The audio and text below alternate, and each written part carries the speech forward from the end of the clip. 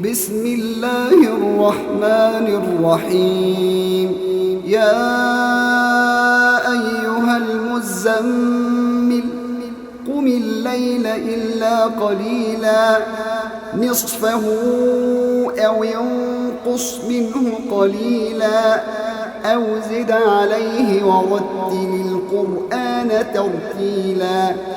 إنا سنلقي عليك قولا ثقيلا إن ناشئة الليل هي أشد وطئا وأقوم قيلا إن لك في النهار سبحا طويلا واذكر اسم ربك وتبتل إليه تبتيلا رب المشرق والمغرب لا إله إلا هو فاتخذه وكيلا واصبر على ما يقولون واهجرهم هجرا جميلا وذرني والمكذبين أولي النعمة ومهلهم قليلا إن لدينا أنكالا وجحيما وطعاما ذا غصة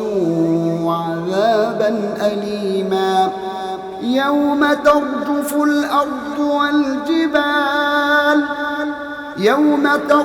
الأرض والجبال وكانت الجبال كثيبا مهيلا إنا أرسلنا إليكم رسولا شاهدا عليكم كما أرسلنا إلى فرعون رسولا فعصى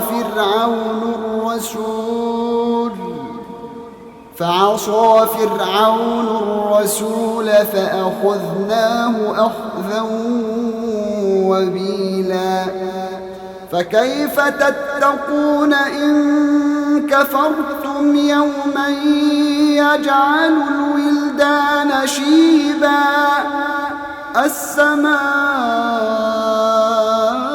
السماء منفطر به كان وعده مفعولا إن هذه تذكرة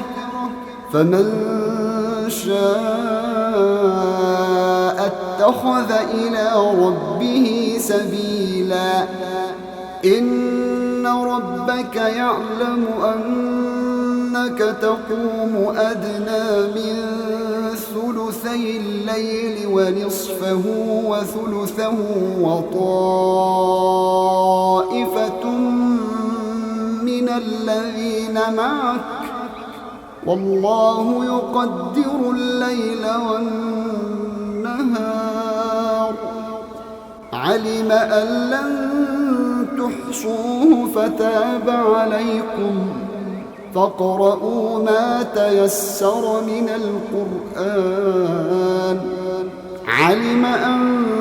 سيكون منكم مرضى وآخرون يضربون في الأرض يبتغون من فضل الله وآخرون يقاتلون في سبيل الله فاقرؤوا ما تيسر منه وأقيموا الصلاة وآتوا الزكاة وأقرضوا الله قرضا حسنا وما تقدموا لأنفسكم من خير